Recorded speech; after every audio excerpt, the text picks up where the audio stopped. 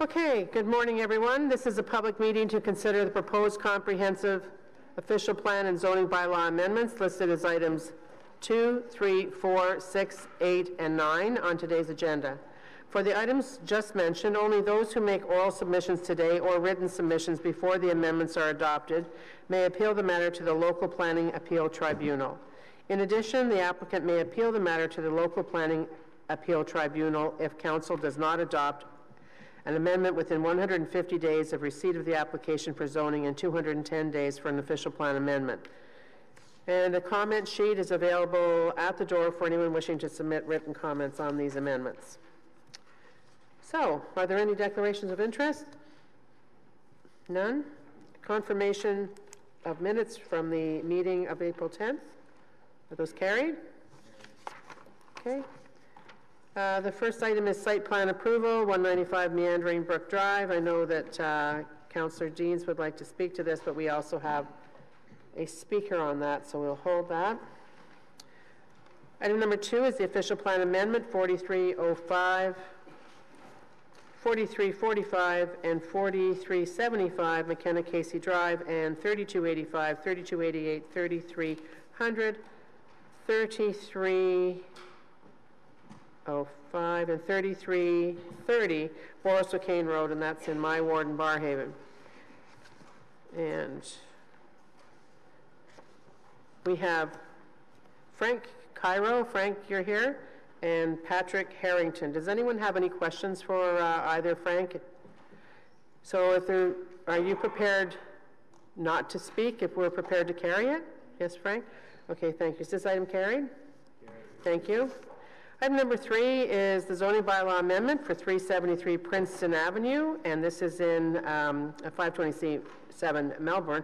This is in Councillor Leeper's Kitchissippi ward, and he just, and Carl, you're here. Where are you, Carl? So if none of us have any questions, you're prepared, you don't care whether you speak? Yes, ma'am. You're just here for questions, representing the applicant. So, but thank you very much. And Councillor Leeper just wants to make a couple of comments. Very briefly, Chair. I just want to say thanks to particularly Uniform and the development team. This is a significant number of new homes in Westboro. This is the private market component of the partnership between Cornerstone Housing and Uniform to develop the Jeanne d'Arc Institute. So as a result of this partnership, we're going to have, I think it's 32, 36 units of affordable housing for women in the old Jeanne d'Arc Institute building. The remainder of their property is going to be developed by Uniform with the rezoning that hopefully will pass today. And my thanks go to the developer. While this is a partnership, I assume that there is some contribution being made by the developer. It's at a level of intensification that is sensitive. They didn't grasp. This is a reasonable number of units. The community has not pushed back. So it's a win-win-win for the community, for Uniform, and for Cornerstone, whose fundraising campaign is continuing ongoing right now to help get that affordable housing built. So I do hope colleagues will support this. Thanks, Chair. Thank you, Councillor Leeper. Is this item carried? Carried. Thank you. Item number 4 is zoning bylaw amendment for 740 Springland. Pardon? Okay, it's being held by Councillor Brockington, and we do have Lloyd Phillips and Rod Leahy are here as well for questions. Okay, so that was being held. The next item is the application to alter 132 Lisgar Road, a property located in Rockcliffe Park Heritage Conservation District, designated under Part 5 of the Ontario Heritage Act. We don't have anyone to speak to this. Does anyone have any questions about this item? Is it carried? Thank you. Item number 6 is zoning bylaw amendment for 473 Albert Street. Councillor Catherine McKenney is here. It's in her ward. We also have Jeff Nadeau from FOTAN. Does anyone have any questions for Jeff? Are you here, Jeff? And so, Jeff, if we're prepared to carry this item, do you still need to speak to it? Okay, great. Is this item carried? Carried. Thank you. And number 7 is the,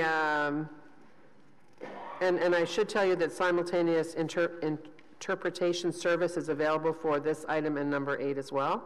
Application to permit the demolition of the Ugandan High Commission, 231 Coburg Street, a property located in Wilbrod Laurier Heritage Conservation District. An application for new construction on the same site, and we'll be holding that because we have speakers, as do we for the zoning bylaw amendment number 8 for 231 Coburg Street, so that will be held as well.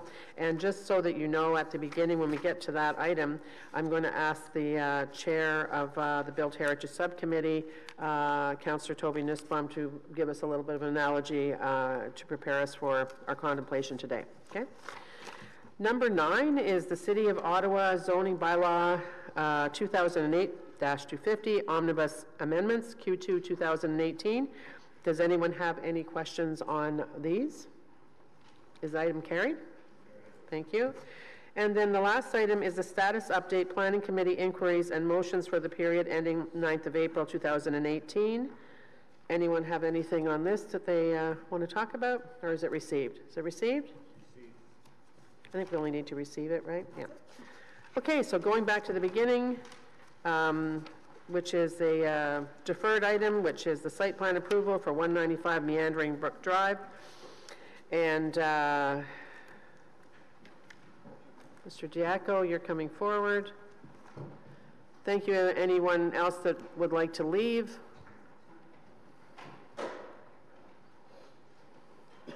Get out now while the getting's good.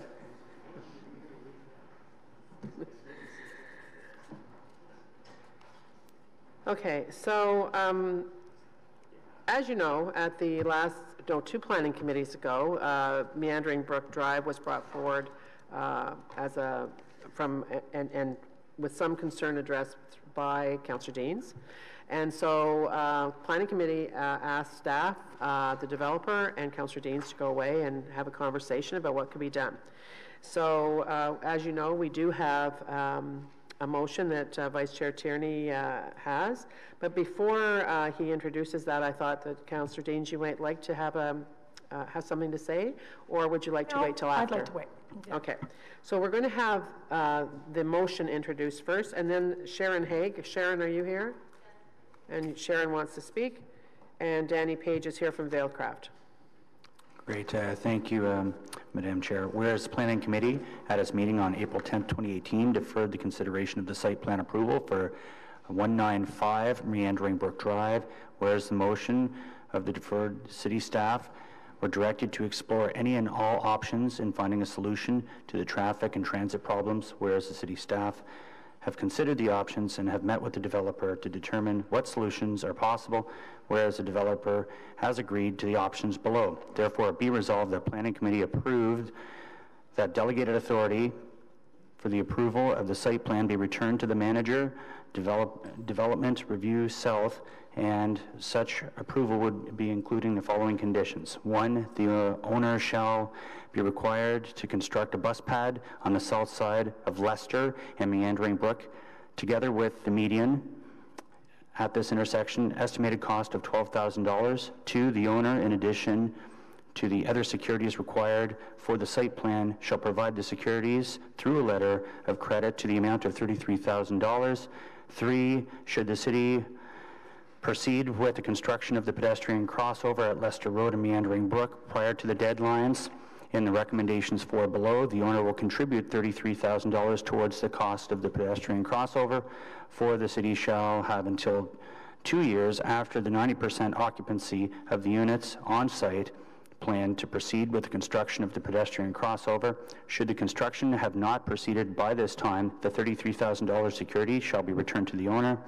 5, that the total contribution of the owner to the bus pad, median, and the pedestrian crossover shall be capped at the lesser of $45,000 and 50% of the total $12,000 plus the cost of the pedestrian crossover.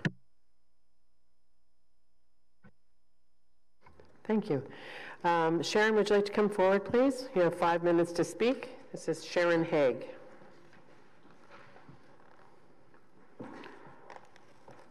Have you been here before? Because you turned that button on quite quickly.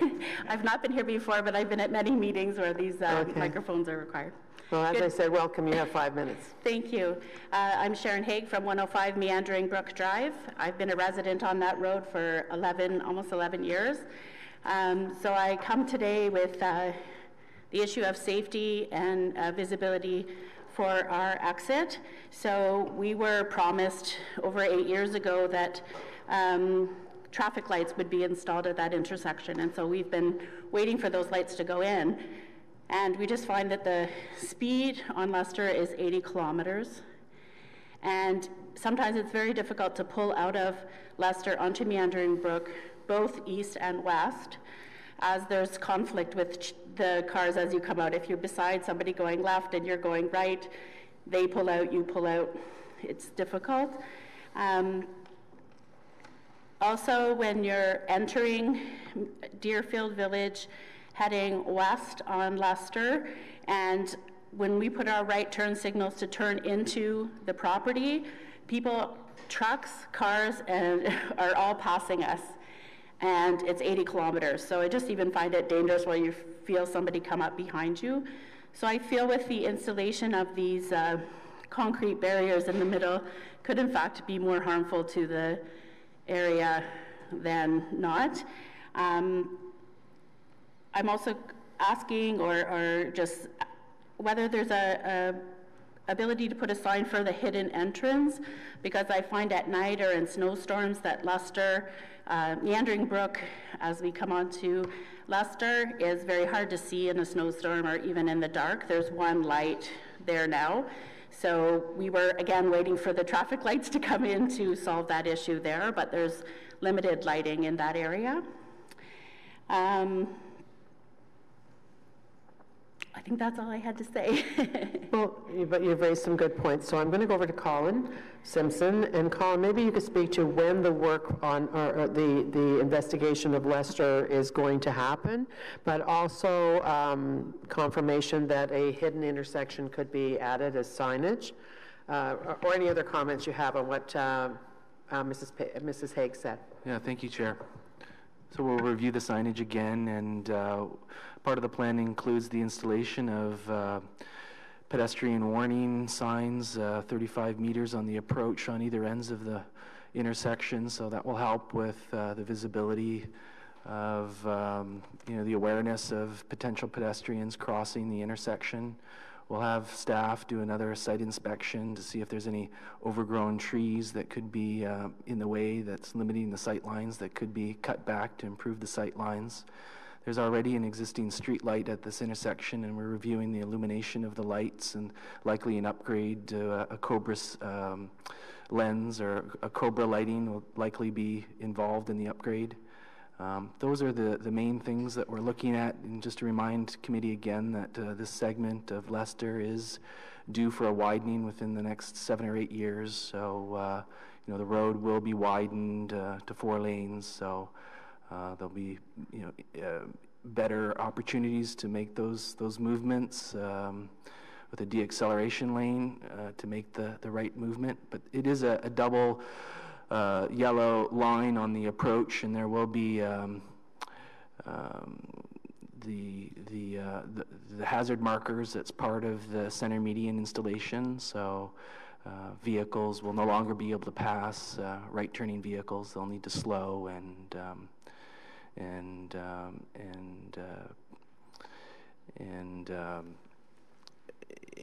slow down, and they won't be able to pass right-turning vehicles entering into Meandering Brook. Thank you. Councillor Brockington has a question of Mrs. Haig. Ms. Haig or Mrs. Haig? And Councillor Deans has a question of staff? Okay. So, Councillor Brockington? Thank you, Madam Chair, and thank you for coming down this morning. I appreciate it, and I'm not sure if you were here at our last meeting. Your local councillor did a very good job informing this committee about the historical challenges at this intersection, and we certainly had a good discussion. I wanted to get your feedback on what's being proposed now. The Vice Chair of this committee read out some modifications that are being proposed at that intersection. It's not a light, but a median a potential crosswalk, a bus pad. What's your reaction to that, at least? Well, yes, we're obviously, I was not here at the last meeting, I apologize for that. We were very much looking forward to the lights being installed to have solved all of these issues.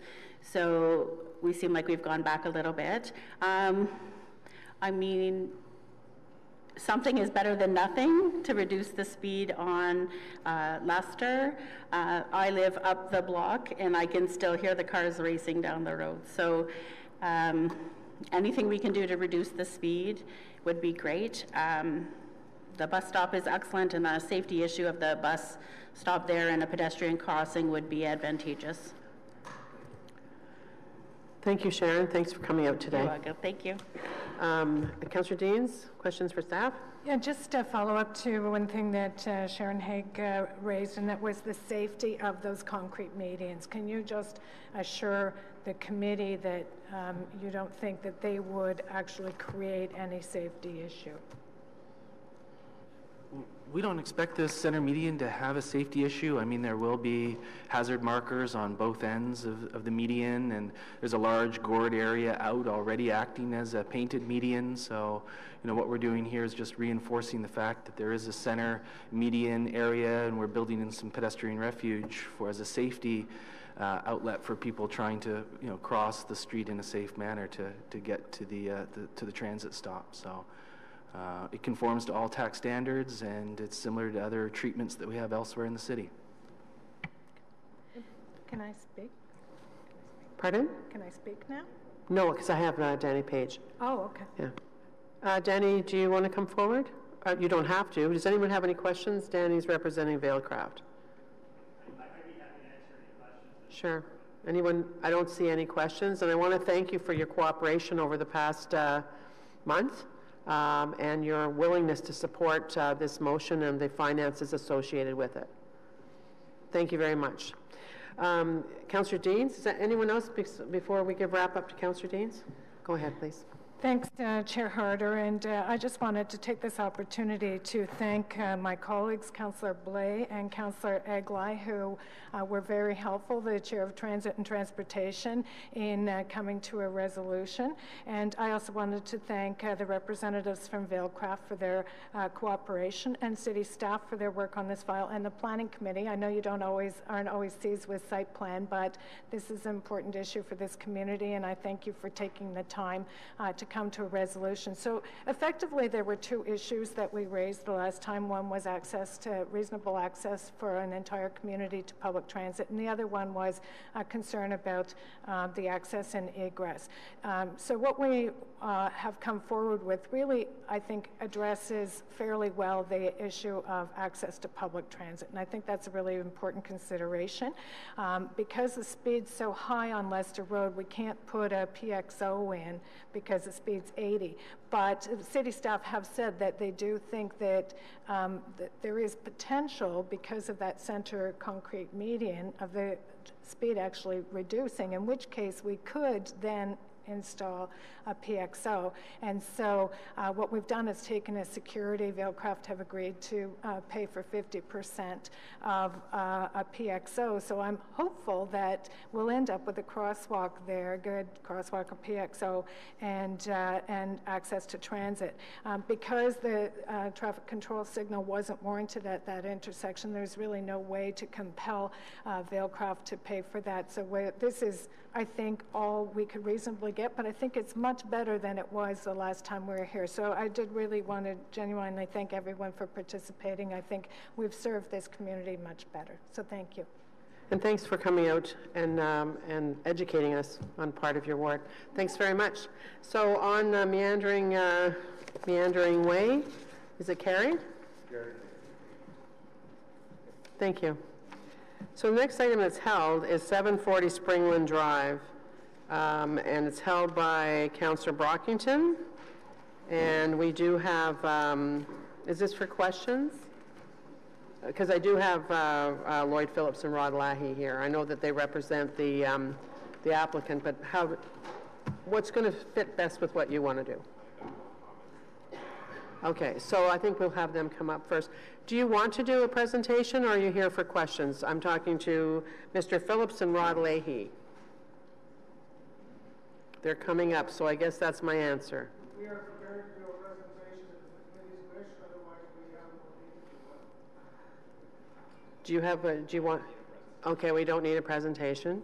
Thank you, so we've got you registered as coming out. And so I think we have comments, I think that Councillor Brockington wants to make. Yes, Madam Chair, I do thank, first of all, the committee for the opportunity to speak and provide some history and context to this item and help the committee understand what are some of the issues in the neighborhood that may not be germane specifically to the motion before us, but certainly are secondary issues that need to be addressed.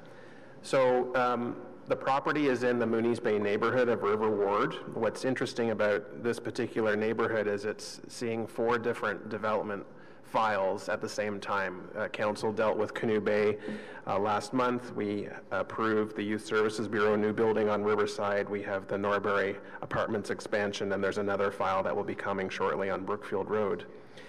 The current development of the Norbury Residences is a 4 apartment building complex. There are 3 apartments that are 6 stories in height, and there's 1 building that's 10 stories in height. So we already have a high density apartment complex in this neighborhood.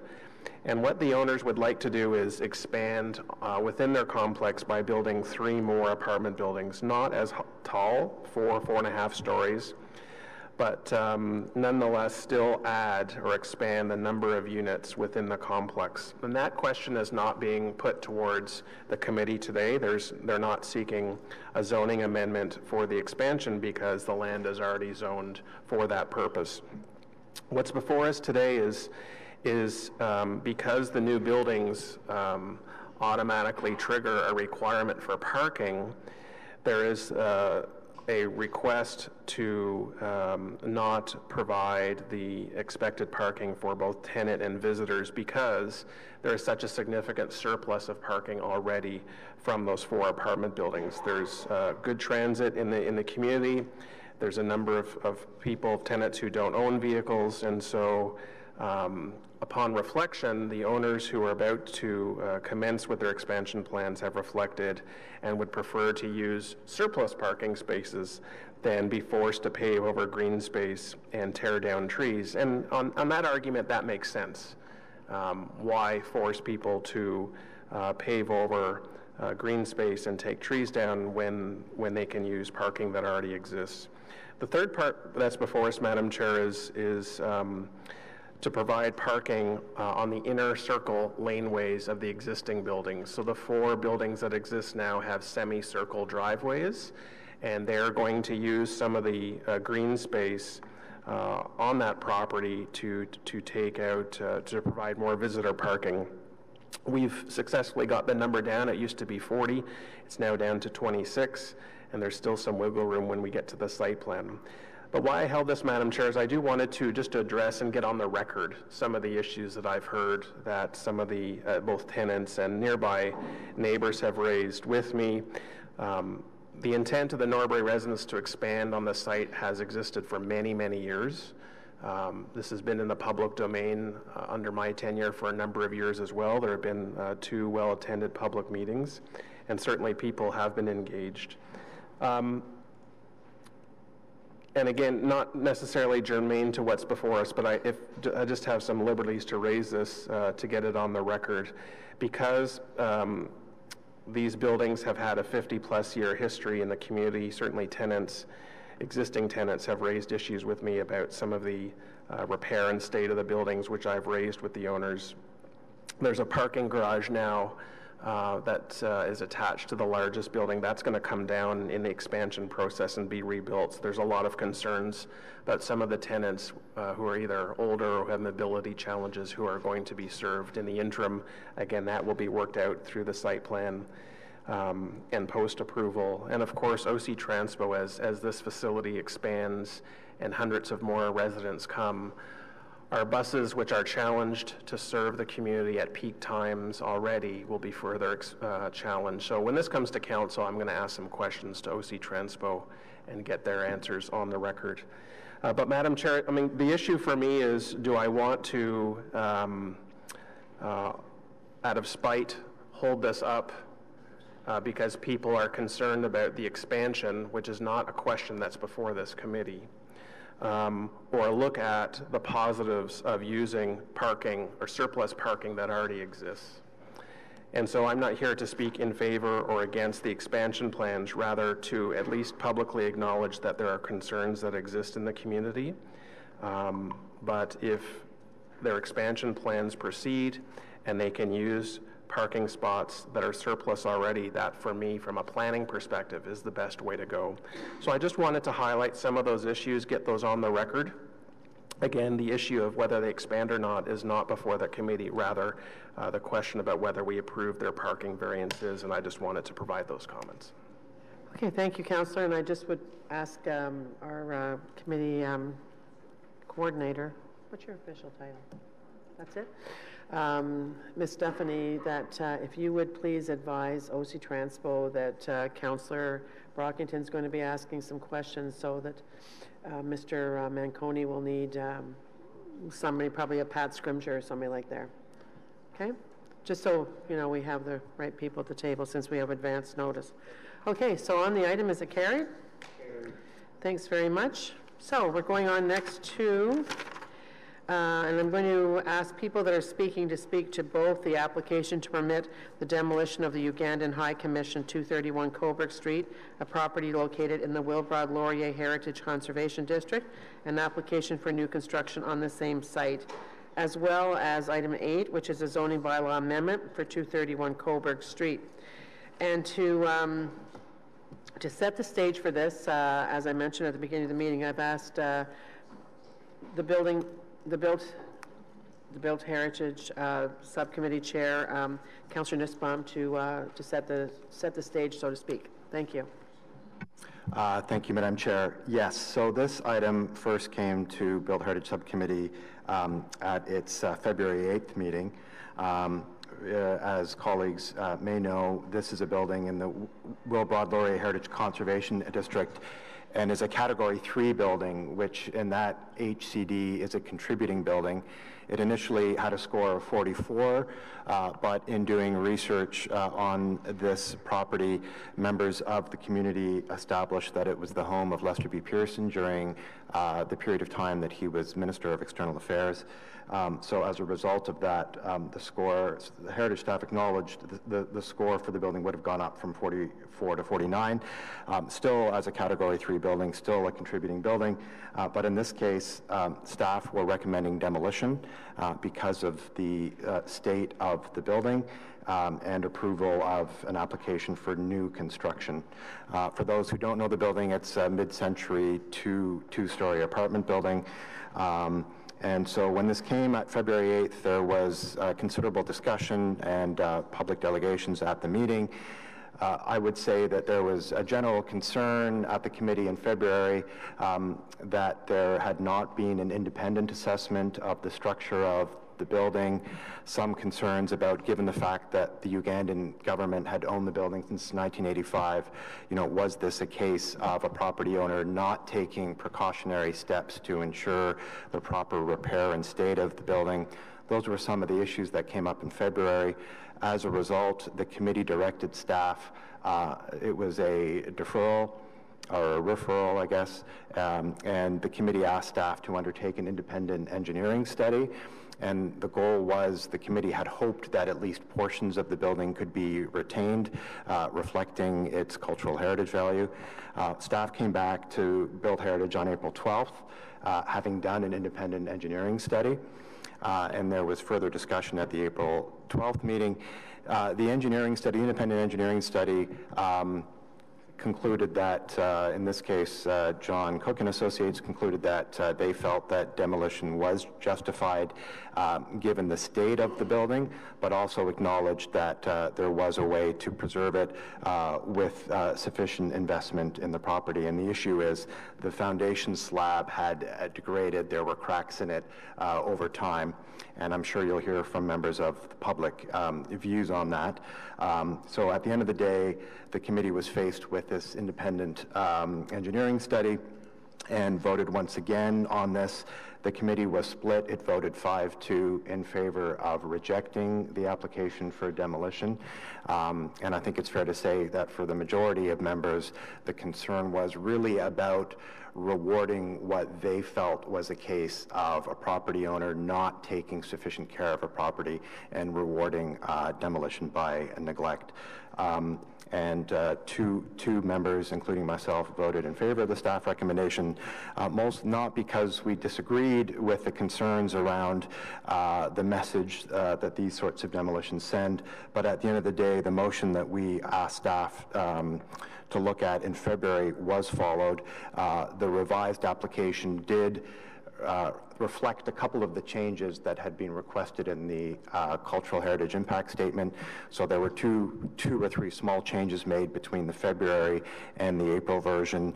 And since on its face the motion had been respected, that was the view of the minority. So that gives you a bit of a summary of the case. I'm sure through public delegations you'll hear differing views on the question as to whether this is a salvageable building and what the responsibility of the owner ought to have been. So I'll leave it there. Well, that's good.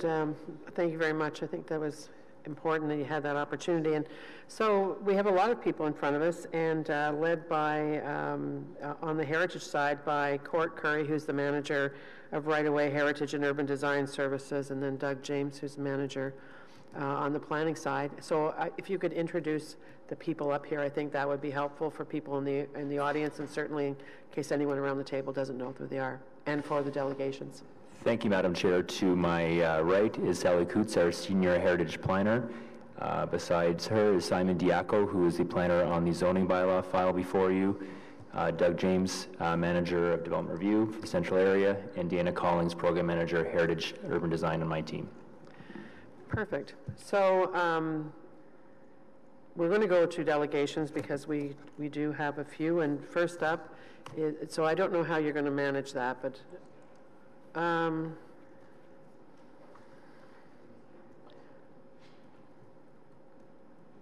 yeah. Okay. Perfect. Okay, so Chad Rollins is here. He's the president of Action Sandy Hill, and we did receive comments from you as well, Chad. I'm going to ask you, you signed up for both 7 and 8. I'm going to ask you to speak to both of them together. And this is not your first rodeo. You've been here before.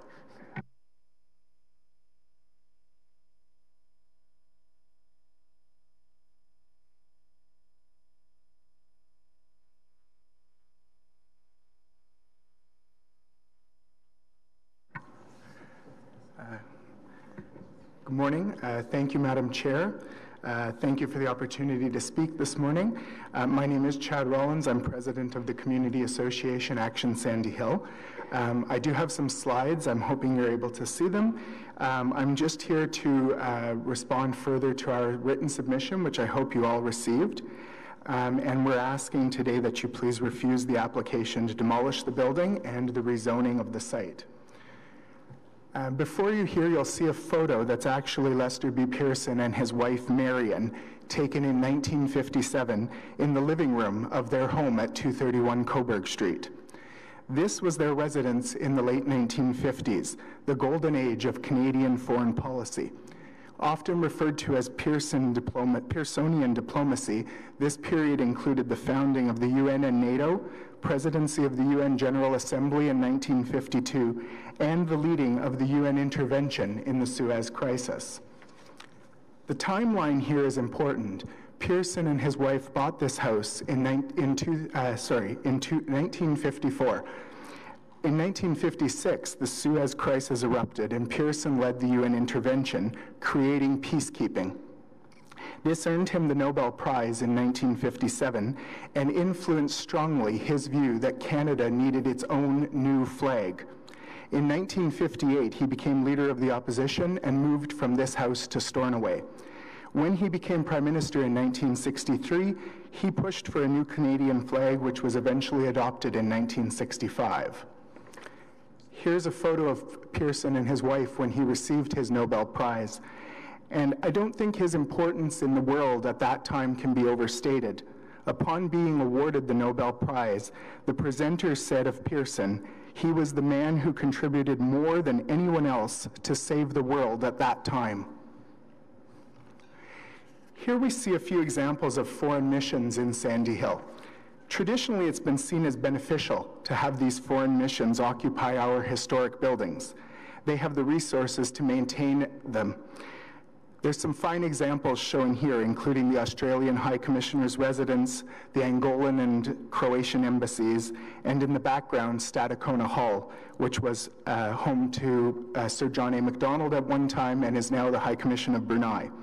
Sadly, though, the Ugandan High Commission and other examples are now arising where our heritage or resources are at risk due to the neglect of foreign governments.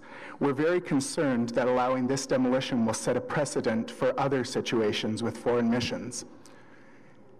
This is a clear situation of demolition by neglect. The independent expert hired by the city stated in their report, and I quote, that the building stood vacant for 4 years and unheated through at least 2 winters, and that this worsened the situation. Even the proponents' own experts state in their planning rationale that the building's condition is due in part to deferred or inadequate maintenance over the past few decades. Indeed, the Ugandan High Commission has owned the building for more than 30 years. Just yesterday, we found a 2015 annual report prepared by the Auditor General of Uganda, which states on pages 438 through 441 that since 2012, various consultants have undertaken reviews and inspections of this property. In 2013, a consultant recommended remedial work be undertaken within 1 year and warned that there would be consequences if that was not done.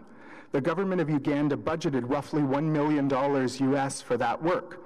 But the AG found on inspection in 2015 that the work had not yet been completed, and they concluded that, and I quote, "The delay in renovations has caused further deterioration as earlier predicted by the consultants. After 2 years without renovations, the property is now recommended for demolition." I don't think you can get clearer evidence of demolition by neglect than that. The Built Heritage Subcommittee, as Councillor Nussbaum mentioned, had passed a motion in February asking that, at least in part, the applicant be encouraged to prepare a revised application that retains or incorporates a significant portion of the existing building. Sadly, this was not done. We know that the Ugandan AG's report says that $1 million was budgeted previously for this work, and that has not been spent. Rather, they spent $350,000, according to the AG report, on consultants to plan for the demolition and replacement of the building. Wouldn't that money have been better spent on preserving this piece of Canadian heritage? So just in conclusion, this is a building of significant cultural heritage value. It is a contributing building in an HCD. It is contributory to the Prime Minister's Row initiative, and it's clearly a victim of demolition by neglect. And yet, despite all that, the experts say it's still possible to retain it. So perhaps someone other than the Ugandans would be willing to do that. We would encourage you, therefore, to uphold the Built Heritage Subcommittee's recommendation and refuse the application for demolition.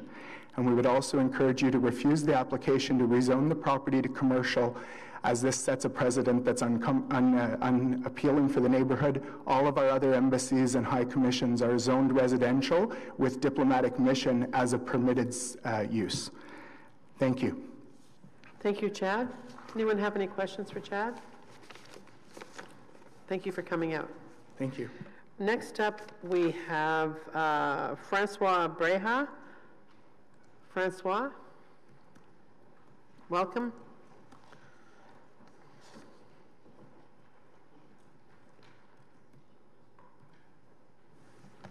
Good morning, Madam Chair. My name is Francois Brega. I'm a resident of Sandy Hill.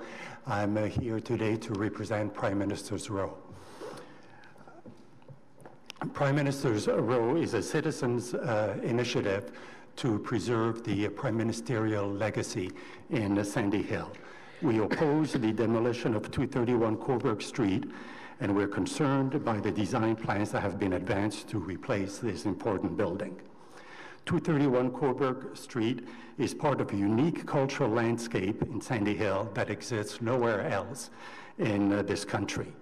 Indeed, over the past 150 years, the neighborhood has housed an extraordinary number of nationally important people, including 7 Fathers of Confederation and 10 Prime Ministers. Many of their homes and houses of worship remain standing, making Sandy Hill one of the most important heritage neighborhoods in the country. This heritage includes Lester B. Pearson's former residence at 231 Coburg. The period in which Pearson lived at 231 Coburg represents the pinnacle of Canada's golden age of diplomacy. As Chad Rollins noted, it was while living at 231 Coburg that Pearson led the United Nations intervention in the Suez Crisis, which led to his award of the Nobel Peace Prize. In recent decades, the demolition of some of Sandy Hill's nationally significant built heritage and the corresponding denigration of the surrounding public realm space has become more acute. This has resulted in a loss of awareness regarding the historical importance of the neighborhood, leaving it vulnerable to decay.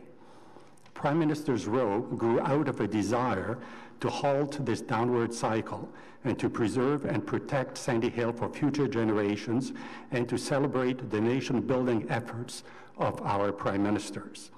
The proposed demolition of 231 Coburg Street runs counter to these efforts.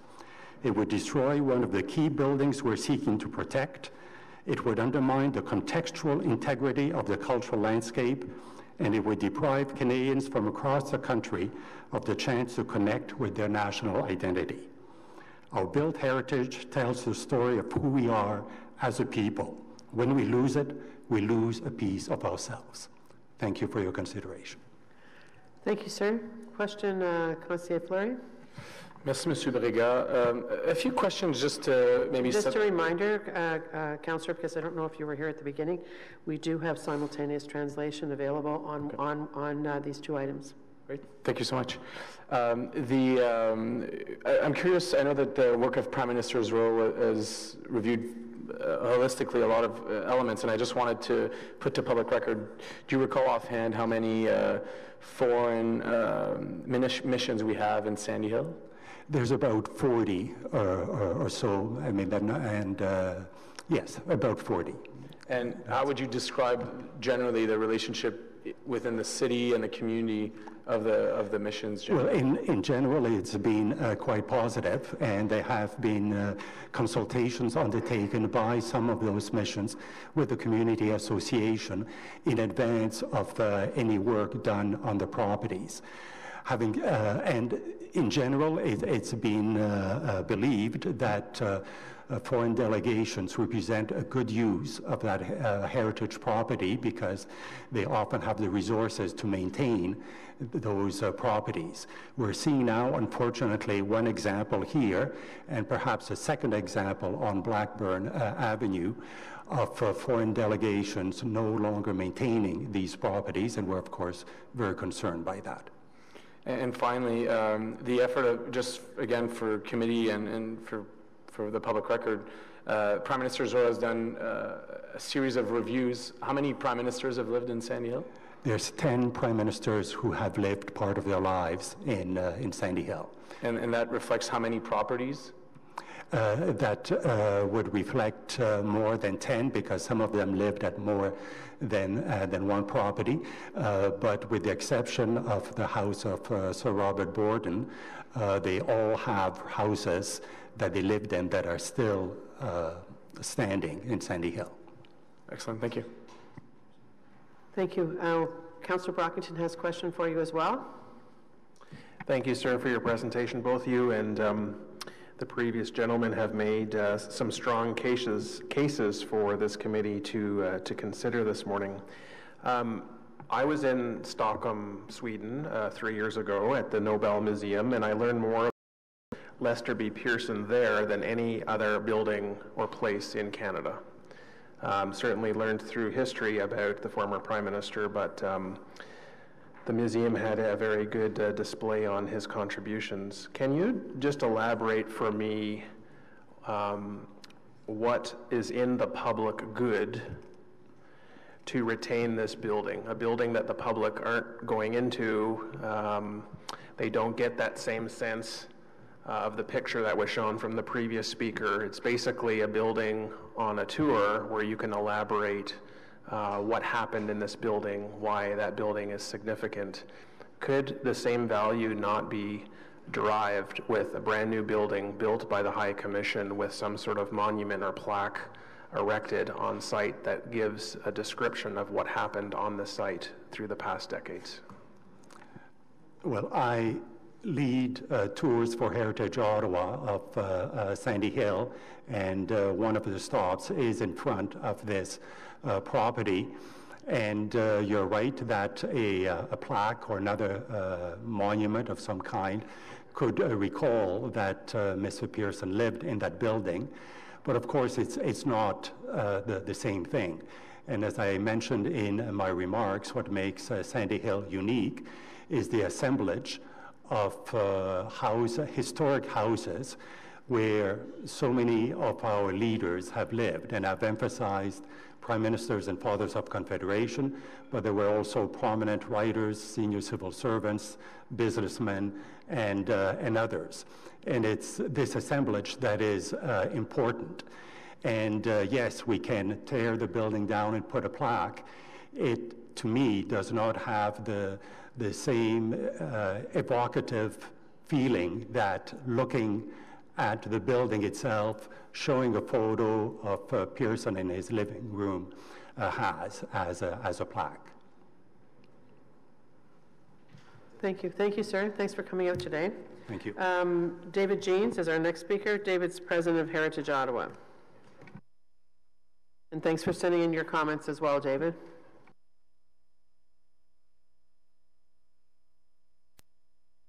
Yes, thank you, Chair, and I apologize that you probably only received those written comments this morning. Heritage Ottawa is continuing to hold the position that we presented at Built Heritage Subcommittee on the two prior occasions, 7th of February and 12th of April, supporting the subcommittee's recommendation to refuse the application to demolish this building. And we are suggesting that the owner prepare a design which incorporates at least the shell significant elements of the existing building in developing a new chancery. We're not on agenda item 8. The zoning is not a heritage matter from our point of view. At this point, we're primarily concerned with the observations and recommendations of the building condition report. You've already been told by Action Sandy Hill that the report, in fact, on page 1, does identify that the building, that work to stabilize the building is structurally feasible, obviously at some cost. We're not experts on the cost or the method that would have to be used to save the building. But whether the current condition of this building is the result of demolition by neglect, as has been suggested, or whether it's a problem with flawed construction from the beginning, those deficiencies should have been identified and attended to years ago. We heard yesterday afternoon about the Uganda Auditor General's report, which Mr. Rollins has described to you. Which does state that it was identified 5 years ago that if repair work was not undertaken within a year, that the costs to do so later would increase significantly. And those repairs did refer to the foundation in respect of trees which were causing dewatering and should have been removed.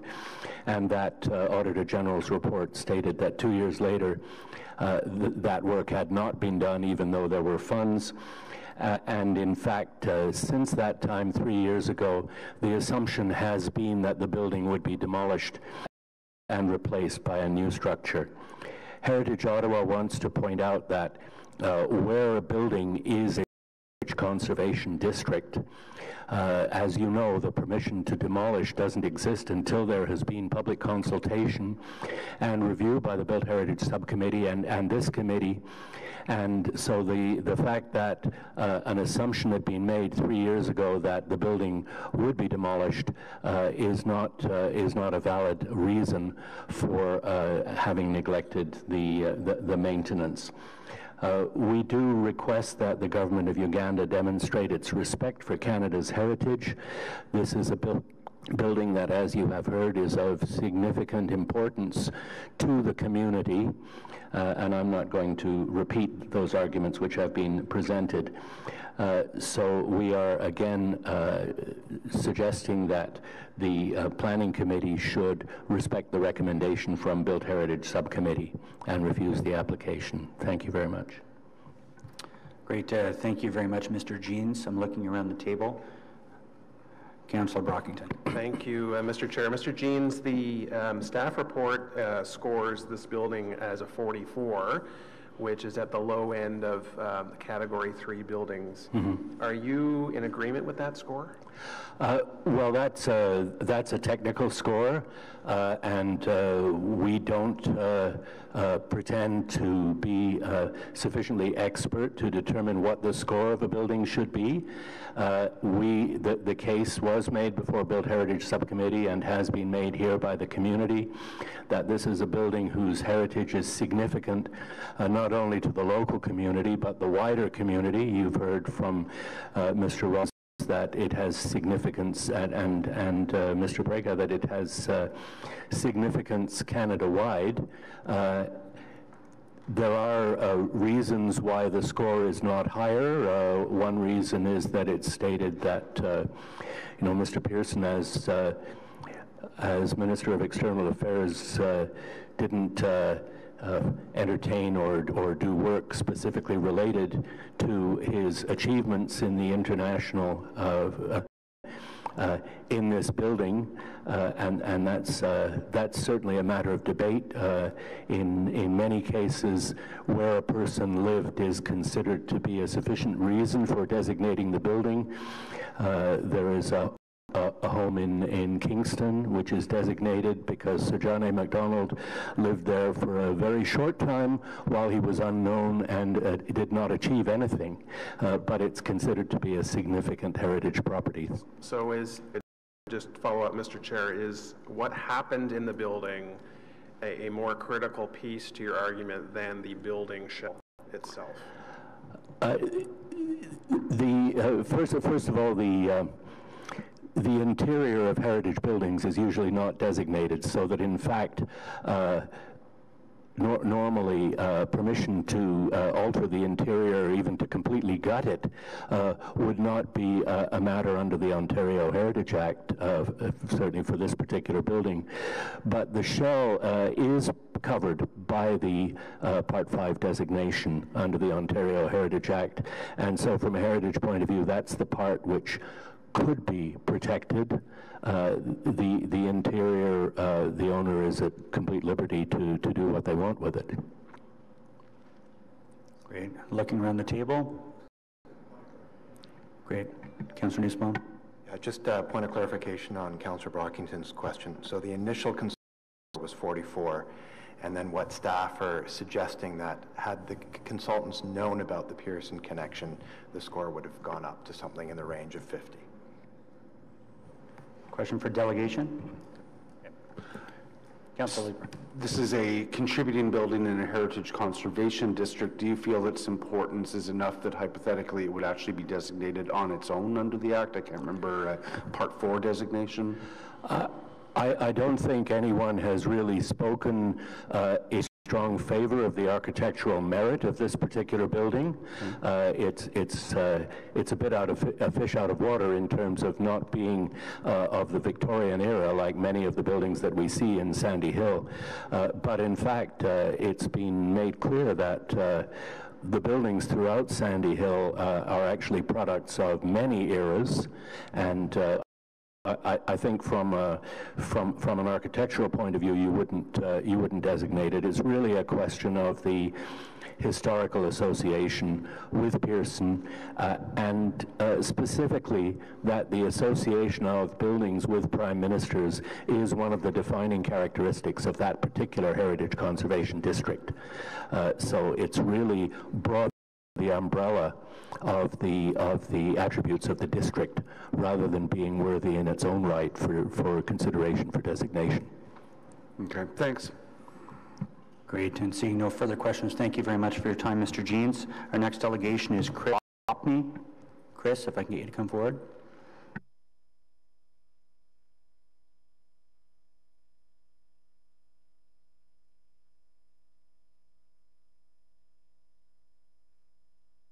All right, Chris, you have 5 minutes. The floor is yours. Thank you. I'm Chris Vopney from John Cook & Associates, structural engineers in town. We were retained to review the existing reports and to provide a visual inspection of the structure at 231 Coburg Street. The documents provided for review included the building investigation reports from both 2013 and 2017, geotechnical reports from both these times, and the 2017 proposed redevelopment plan from 10-4 Architects. Also, the Cultural Heritage Impact Statement prepared in 2017 by Robertson Martin Architects. I'd like to take this opportunity to highlight the construction of the building and the considerable effort that would be required to retain all or part of it. The building is a 2-story composite and wood frame structure on concrete foundations. The foundations are cast in place concrete at the perimeter of the building with non-load-bearing concrete block masonry walls at the interior. The masonry is unlikely to be The masonry is unlikely to be reinforced, and the concrete may contain reinforcing, but is very likely minimal. The perimeter concrete foundations appear to be settling somewhat uniformly, suggested by the pattern of cracking. The north of the foundation wall has been previously repaired. This intervention included replacing of the concrete with reinforced concrete block and removal of a large tree within close proximity of the foundation wall. Based on our observation, the repair was unsuccessful, and there appears to be a continued settlement since the repair was noted to have separation at the interface between the concrete and the concrete block. In the basement, the interior masonry block walls show signs of major settlement with large cracking through the joints and through the units themselves, and there is evidence that several past repair campaigns have been undertaken, and in all cases the repairs have failed and cracked. This is another sign of continued settlement. The slab on grade in the basement also shows signs of this settlement with large cracking primarily along the perimeter. The perimeter of the building is expected to be the area of most concern with respect to settlement due to the significant weight of the building materials, which are especially heavy compared to the wood-framed houses of the neighborhood. The exterior masonry appears to be multi-width composite brick and concrete block. The exterior brick veneer is connected to a load-bearing concrete block backup with brick header ties at about every 7th course. This construction is not uncommon for this area, but has inherent issues. The differences in material properties between the brick and the concrete block leads to differential reactions from thermal expansion and contraction, and this very often leads to snapping of the brick ties which offer the lateral connection of the veneer to the structural backup wall. As more disconnection occurs, the veneer becomes laterally unstable. To retain the brick veneer, this must be further investigated with destructive testing and addressed if found to be an issue. The brick also exhibits significant cracking, most notably at the corners. Again, several repair campaigns were undertaken. Continued settlement has led to the failure of past repairs. With continued opening of the cracks, moisture is more likely to penetrate the core of the wall and affect the lateral connection of the two masonry materials. This is again something that must be further assessed with destructive investigation. The ground and second floors are significantly sloped due to the settling walls. The sloping is substantial and is very obvious while walking through the building. Where reviewed, the condition of the joist is generally good, though some environmental damage may be expected. The slope of the floor is too extensive for lifting to be considered, and it is likely that the most efficient solution involves a series of leveling toppings. This would require structural assessment of the capacity of the joist for their ability to support this additional weight. It is expected that the assessment will lead to localized joist reinforcement. In order to retain a substantial portion of the existing building, the majority of the work will be required at the level, and based on past geotechnical reports, this is best carried out with the use of piles. In order to implement this, the footings and foundation will require considerable intervention. Even if found to be reinforced, the existing foundation will be unable to withstand redistributed loading without reinforcing. The most efficient solution is likely full replacement. This means full support of the ground floor joists and the interior and exterior walls. On this site, the temporary support will prove to be complicated and thus costly, rather due to the proximity of the sidewalk and the neighboring house. Structurally speaking, there's no explicit line defining whether a structure can't be saved. Certainly, heroic measures can be taken, but this must be weighed with its cultural value, which is obviously being very well discussed today. Based on the significant effort required to stabilize the structure, we concur with past reports, including the Cultural Heritage Impact Statement, which support demolition. Thank you. Thank you. Councillor Fleury, anyone else have questions? Thank you. And then Councillor Shirelli. So I just want to go back. The site's been vacant for how long? Do you recall? We were told 4 years by the maintenance. Okay. And do you know if the vacancy is in relation to city building code, or? I'm not aware. Okay. The work that you conducted was, did it look at any of the potential retention of sections of the building or the building itself? It was mostly to assess the building to be retained as a whole. We consider the building as a whole. And in the report, for those who weren't at Build Heritage Committee, I don't know if I'm paraphrasing properly, but you did say that everything could be retained, but that there is obviously a cost element relating to that. Would that be a fair? That's correct. Okay, thank you.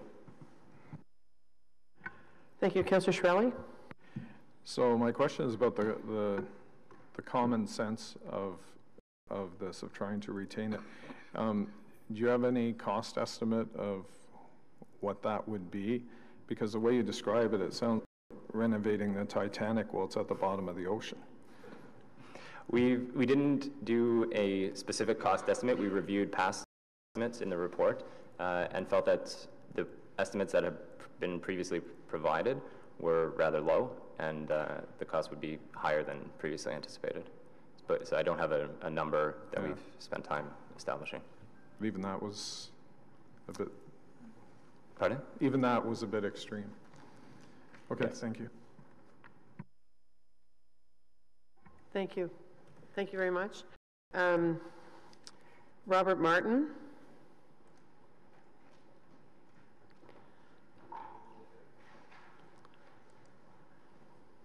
Mr. Mulalu, did you want to come up with Robert, or are you just here for questions? You don't need to. It's just.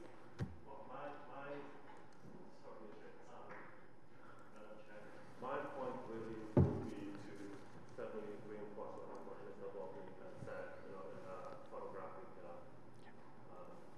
kind of format, actual photograph. Okay. So how about this? If anybody has questions specifically for you, I'll ask you to come up. Okay? Thank you. Mr. Martin, you have 5 minutes. Thank you, Madam Chair, members of Planning Committee, for this opportunity to speak this morning. As was mentioned, we were retained to undertake a cultural heritage impact statement for the proposed redevelopment, consistent with city policy. The building history is being talked about. Mr. Jeans likened this to a fish out of water. We would totally agree with that. It's important to note that this building itself demolished an earlier building, the original Victorian building that stood on the site. So, you know, this, I guess, speaks to the process or cycle of neighborhood renewal over time. It is, if you like, an American federal style that is quite out of keeping with the prevailing character of the district. I also want to emphasize that you know, we and the city and indeed anyone analyzing or assessing heritage character, we're operating within a framework. So heritage character may be defined under the actual architectural style itself, so famous architects, actual construction quality, and of course this connotation or connection with famous persons. I also want to emphasize, too, that Pearson didn't live in the whole building. This was a semi. He lived in one half of it.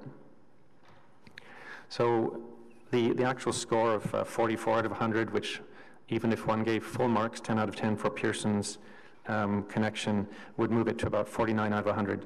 So it's important to understand that within this heritage scoring framework, we're still dealing with an extremely marginal building. This is not a high-grade heritage asset.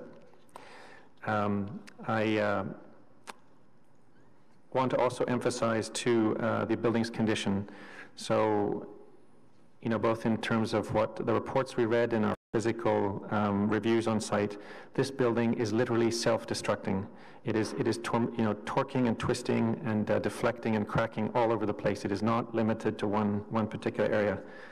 I will also emphasize the environmental considerations of mold, asbestos throughout, lead, and you know, one of the things that we found most, I would say, egregious at the Built Heritage Committee was this characterization of demolition by neglect.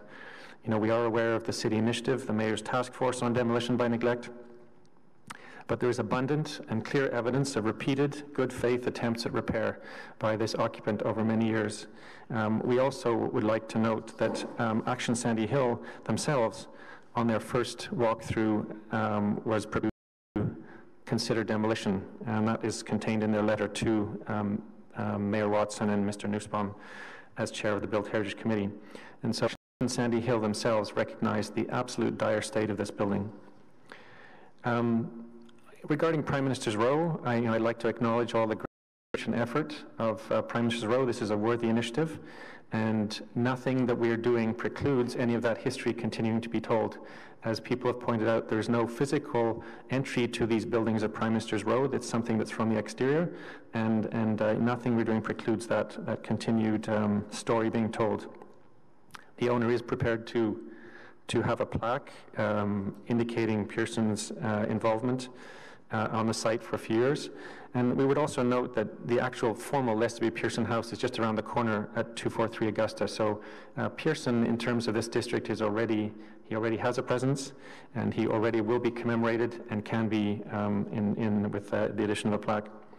So, you know, when we made our assessment with these repeated studies and peer review that all confirm the same finding, it's a sort of a holistic view that in view of the poor heritage character, in view of the dire structural condition, in view of all these other issues, that in balance, the best decision is for demolition. And I want to stress that this is not an easy one for us. You know, we're conservation architects. Our typical stance would be one of preservation, but this is certainly what I would call extenuating circumstances. And with respect to what is technically possible, it's easy for people to say one should do this or one should do that. But the question is, should one do this for a marginal building? And at a certain point, common sense and reasonableness must govern our discussions. So we're coming at this with a sense of practicality that what may have happened may have happened. The Ugandan High Commission, in best efforts, made their attempts to repair or stabilize the building over time, and they just simply aren't working. And at this point, we have to take new measures. And I would also point out that the amount of money that Mr. Rollins talked about from the Auditor General was specifically allocated to two things. One was tree removal, and one was of repair of mechanical, electrical systems. It wasn't about actual stabilization of the building. That same Auditor General report in the next paragraph actually talks about the new building being the plan. So there has never been any intention on Uganda's part to, in this Auditor General report to consider that the interim monies were sort of in place of the building replacement. So overall, members of committee, we would like to summarize by saying that the characterization of this property as demolition by neglect is neither fair nor accurate, and at a certain point, the common sense efforts to allow an occupant to function on their land is what should govern our decision. Thank you. Mr. Martin, are you the third person of your repute to do an analysis of this location now? Sorry. So in your role, in your capacity that you were hired to review this address, are they the third person, second? Outside of here, but... So there were a series of three engineers who had made analyses of the building and the geotechnical and structural issues, and our role as is required whenever one is intervening in a designated property or conservation district is to provide a cultural heritage impact statement. So we reviewed those previous structural studies and assessed the building character and its sort of provenance and history, and made our deliberations on that basis. At the direction of the Built Heritage Subcommittee that you were hired to do that? No, it's just part of process? You know, it's part of city process for any undertaking in a district. Okay. So in your mind, if I think I'm trying to read between the lines of what you said. So you repeat again what you said about the money was slated for two other things as opposed to. So this excerpt from the Auditor General of Uganda, it does identify monies for interim stabilization, but again, I want to stress that actually there are two bullets under that. One was about tree removal, another one was about... Can you say that again? Because it sounds like you're saying tree removal. Yes. Is that what you're saying? That's right. Oh, my ears are actually working. That's actually... I thought it was some kind of like... You know, there is... or there was and there is a suspicion that some of the subsidence in the soils around the building and under the building might be connected to depletion of moisture in the soils as a result of trees. And so that some of that interim money was intended to remove trees. And it also talks about systems. So it was not intended to go into any sort of heroic masonry stabilization process. It was more to buy them a little more time until they could follow through on the rest of the building replacement. Okay, thank you. Anyone else have any questions? Councillor Nussbaum, then Councillor Fleury, then Councillor Hughley. Thank you, Chair. Thank you, Robert, for your intervention. I'm a little bit puzzled by your characterization of the Auditor General's report, though. This only came to light yesterday, and I'm trying to marry your assertion of repeated good faith efforts of repair with the conclusion of the Auditor General that the delay in renovation caused further deterioration as earlier predicted by the consultants. So we had a consultant report in 2013. We had money released, $1.1 million. Surely the Ugandan government didn't intend $1.1 million US to be spent on holding the building up until they could demolish it. I can't imagine that that's what public funds would be used for. So surely the 1.1 US million that was released was intended to help stabilize the building in order to maintain the building. This information from the Auditor General's report was only brought to my attention last night as well, so I'm reviewing it, but from conversations with Madam Ambassador, I understand, first of all, it's not 1.1 million US, it's 1 million Canadian, so even though the document says US, the amount that when it's actually from Ugandan shillings is about $1 million Canadian. And that amount is intended to address the items below. So it relates to tree work and other sort of systems. So, you know, I guess I'm trying to convey that, you know, through a whole series of studies, investigations, consultants retained by Uganda, they both assessed the underlying conditions, the serious degradation of the building, and you know, quite reasonably may have said any money thrown at the building is a losing cause right now.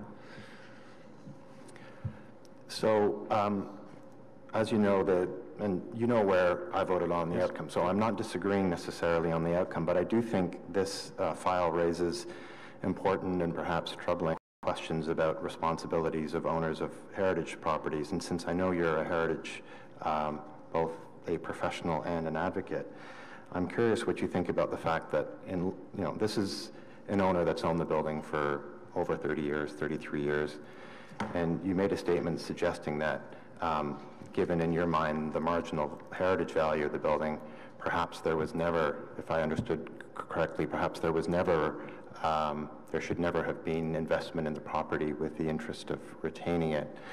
I'm not sure if I understood that correctly, but I guess the question is, are you concerned with an outcome in this case that suggests that a heritage property owner, as long as the building isn't actually vacant, the property standards bylaw staff would have a very difficult case of knowing whether a property was deteriorating or not.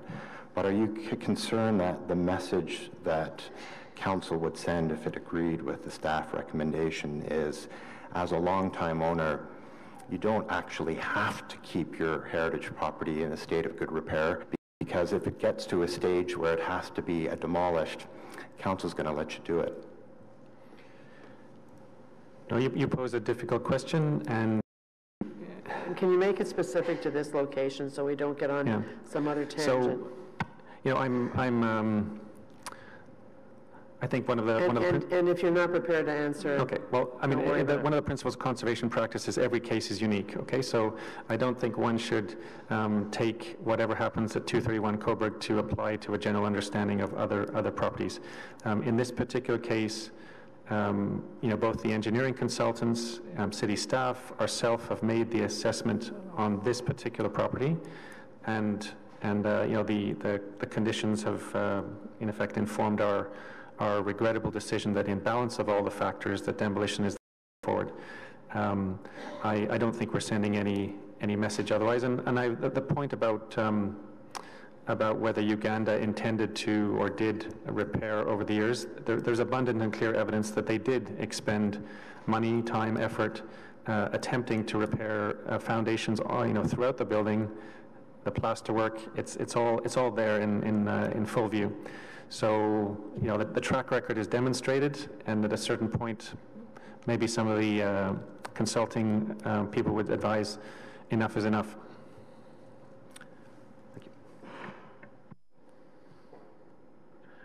Councillor Fleury, followed by Councillor Hughes. Merci, Madame la Présidente. Could you maybe speak to, so the property was owned for 33 years. In the last years or so, the property was vacated. Can you speak to that? Because my understanding is that it wasn't the case where there's an engineer report saying, hey, or even the city's building code team saying, you have to vacate this property, collapse on you, or something urgent. It was a choice that the High Committee. Maybe you could briefly speak to that issue? I mean, first of all, there's no any property owner can unilaterally make a decision to vacate a building if they feel unsafe. So if your walls are cracking around you and you can't repair them and it continues to deteriorate, you know, there's a basic health and safety concern that would inform your decisions on your own and your staff's behalf. So I think when one analyzes the general gist of the various studies that started even before 2014, they all are alerting their owners to this ongoing deterioration for which repairs have not been successful. They predict that this condition will continue, and it does, and it has, and it still is today. So for the accumulation of effects, Uganda made the decision to vacate, which again, I can't second guess them on that. And then do you feel that further to the High Commission leaving that property, at some point a decision was made to remove the heating components? I believe the source of heating was through water, and that was capped at some point in time, which, could you maybe speak to that as, someone that tries to protect heritage? Wouldn't we be in a different today if the property was properly heated during those years? My understanding, firstly, is that the heat was not turned off, it was lowered, which anyone would do. Even when someone goes on vacation, you can turn your heat down in your building. But as a result of that lowered heat within the building, my understanding is there was a radiator that burst in one area of the building and has contributed to the, some of the plaster deterioration that we see. But to your question, would the result have been the same? No, the issues that we see are not related to heat, quite frankly. They're related to underlying, geotechnical and structural issues. Heat is not the primary driver. Okay.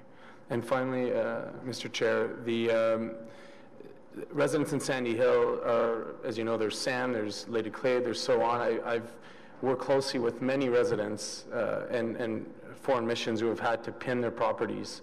We've seen collapses of foundation, major cracks in properties, some of the similar attributes that you're giving to this site. Why is this different? Why are you saying that, as a city, we should ask that resident to pin their building and spend that money to pin their building, but in this case, well, it's too far gone. I don't understand. I don't understand the disconnect. There's a disconnect in my mind as to why this is different, understanding that we are in an area of that the soils are challenging. And yes, the trees have an impact, and other physical elements have had issues on the buildings, as you're well aware. So the for each location is different. So what might be present in one area of Sandy Hill could be completely different in another. There are places where there is a lot of sand, as the name suggests, and there are other places where clay and other materials are present. So that's one point, that whatever may happen on another part of Sandy Hill doesn't necessarily govern what happens on our site.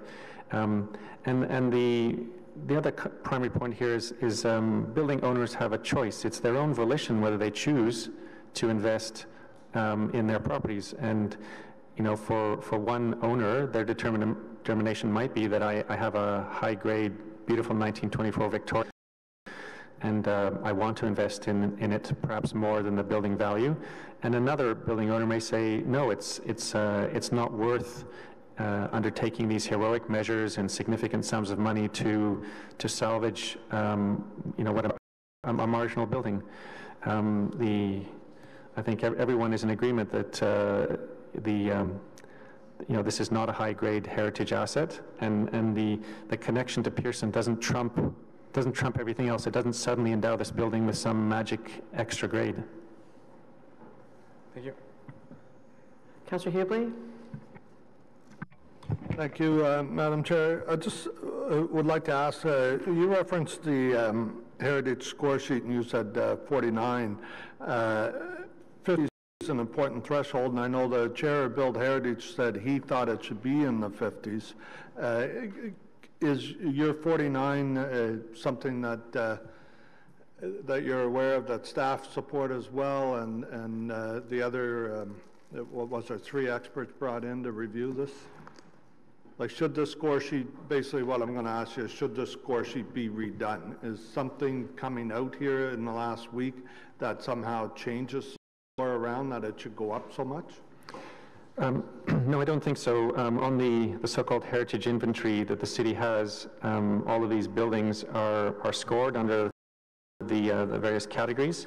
And again, I want to emphasize, we're not operating in a vacuum here. We actually have a framework for determining whether a building is a high-grade building or a medium or a low-grade, and using the mechanisms that are within the city heritage registry. This one is very borderline. It's it's on the low end, and to say otherwise, it's just not the way.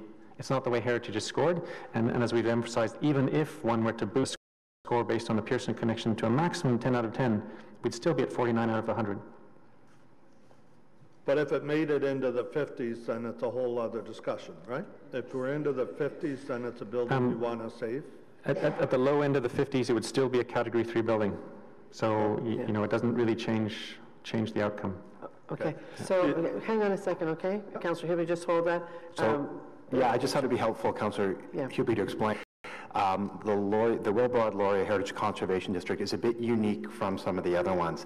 A Category 3 building, which is a score between 40 and 55, is considered a contributing building. So unlike the case of Rockcliffe that we dealt with a couple years ago or last year, 50 was an important threshold. In this case, 50 isn't an important threshold. So 40 to 55 is a Category 3. It's considered contributing, but it is true that it's at the lower end of the contributing building. So it's a little bit different from some of the others we've dealt with.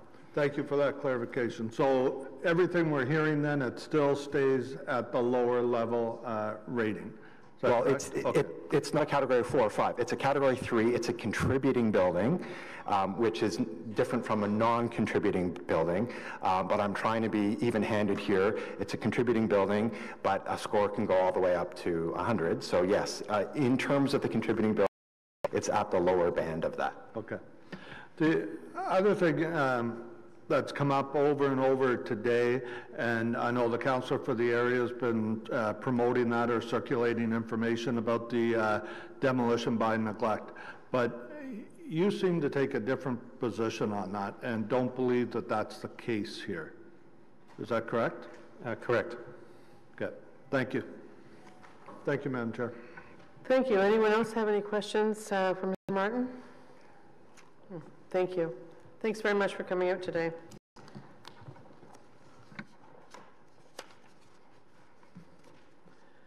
So we don't have any more speakers.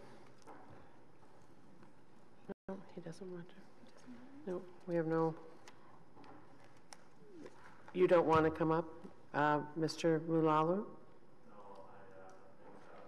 You figure it's covered? Okay, thank you. Okay, so we're back here.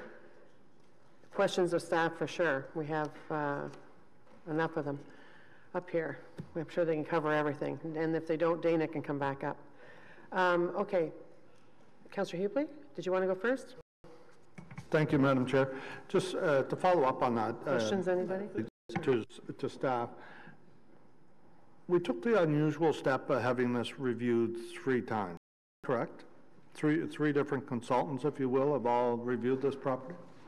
The Ugandan High Commission undertook two studies, and at the request of Built Heritage Subcommittee, in February, a 3rd study was undertaken by John Cook and Associates. Okay, and they basically all came up with the same finding that the building wasn't worth saving. Is that correct? Or the cost would be too high to save, whatever way you want to state that? It was a little subtler than that, Councillor. Indeed, they all agreed that the damage to the building was caused as a result of differential settling due to desiccation of soils, and also and the Cook report also pointed out that the building, and as Mr. Faulkner pointed out today too, is the building is extremely heavy because of its construction method, and so that contributed to the cracking on unstable soil. So the conclusions were the same, the costs varied, but there were, again, significant costs associated with all 3 analyses. In my experience of 8 years now on planning, whenever there's a heritage property that has even a little germ of worth protecting, you folks are very, very big on defending that property. So when I saw your recommendation in this report, I figured, okay, this is, like, you've looked at this and you're not seeing how this could be saved. Is that correct? We did. I first met with the Ugandan High Commission starting in 2014, I think, and had a tour, etc. And then there was, because as you say, Councillor, there is always, it's not a decision we take lightly. So this was a long process, a study of many of the engineering reports, discussions internally with senior management. So it, and over the course of that, we came with our recommendation. So. Madam Chair, the Councillor is correct. That is something that it's not a decision we ever make lightly, and it certainly isn't one we made lightly in this particular instance. Thank you. The last question is, and this may have to go to Mr. Willis, but what I'm looking at, what we heard from a lot of people today is about, and from the ward councillor, he's been circulating information on the demolition by neglect piece. I'm trying to figure out how that weighs into this decision. What is the process for that, or do we need a process to address that? Because I think we all agree that the work of our heritage people is important work if we are going to preserve our older buildings and items that we want to protect. So I believe we have to have some sort of a process to deal with that, not when it gets to this point when it's too late, but early on. Is there going to be some sort of an inspection of these heritage properties to prevent that? Okay, so go ahead then, Sal. I'm going to Court Curry, because you remember a couple of years ago the mayor really bore down intensely on the demolition by neglect. Court, are you the best one to lead on this? But this is an example, like, I know what you're talking about, what the mayor did, and I fully support what he did to try to get out there and stop this, but clearly here's a building that has fallen into a bad state of disrepair. So I'm just wondering if we have to do something different, or if we are looking at something. So, Councillor, certainly, as Chair Nussbaum advised, and you advised, the mayor did 2 years ago. We are now working very closely with our colleagues in Building Code Services and Bylaw Services. We've identified buildings that we have on a quote-unquote watch list, which we do regular inspections on, and we have been laying where we believe that their heritage attributes are not being respected, and we've been undertaking prosecutions. So this building wasn't on that watch list then? This building was on the watch list. Oh, it was on yes. the watch list. Okay. Okay, thank you, Madam Chair. Thank you. Thank you very much for the explanation. Where am I going next? Councillor Cadre and then Councillor Fleury. Anybody else have questions? Okay, Councillor Cadre. Thank you very much, Madam Chair. And just coming back to what Councillor Hibley was asking about, your preferences, obviously, as Heritage Department, is to protect as many buildings or as many properties that you can under the Heritage Act. In terms of the opinion that the staff's put in this report about a possible demolition of this property, or recommendation to demolish the property, what led you to that final decision? Was it the foundation itself, because it's a block foundation? Was it just the entire deterioration of the building, or was there other factors that played into your decision? It was, Councillor, a combination of factors, and again, it wasn't an easy decision, but it was clearly, over the years, there have been significant efforts to repair the building by the owners, and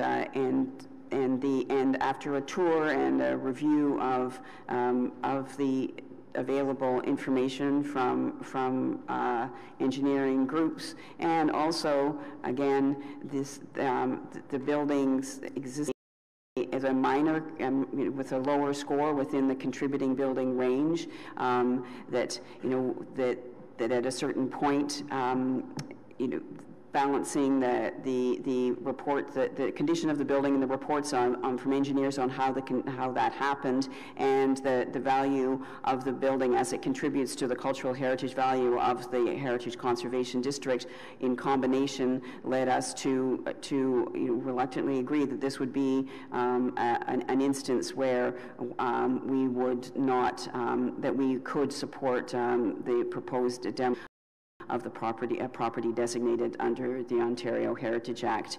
And also, in terms of associations with Lester Pearson, what in the general principle, and this comes up, because everybody lives somewhere, so what do we look at in terms of a person's contribution to a place? And our conclusion was that the property was not explicitly or meaningfully identified with the work of Lester Pearson when he lived there. He was doing magnificent work. We all know that at the time, but a lot of the work with the creation of a peacekeeping force was at the UN in the East Bloc, where Foreign Affairs was located at the time, and so we balance all of that, and that's how we reached our conclusion, Councillor. Thank you very much. Thank you, Madam Chair. Thanks. And I think he spent 6 months in California working on the United Nations. I haven't done a month-to-month analysis. Well, Madam Chair. I'm gonna tell you that at our very own Carlton Lodge, about 6 years ago, Ann Jarrett passed away, who was executive assistant back when he was working on the United Nations in California. And she was 106, bright, as certainly probably brighter than I am today. She was sharp as a cookie, so I remember it well. It's funny to have the conversation now. Councillor Fleury, anybody else have questions? No? So I just want to go back to heritage motion that was passed, and then the work that was conducted. Maybe more specific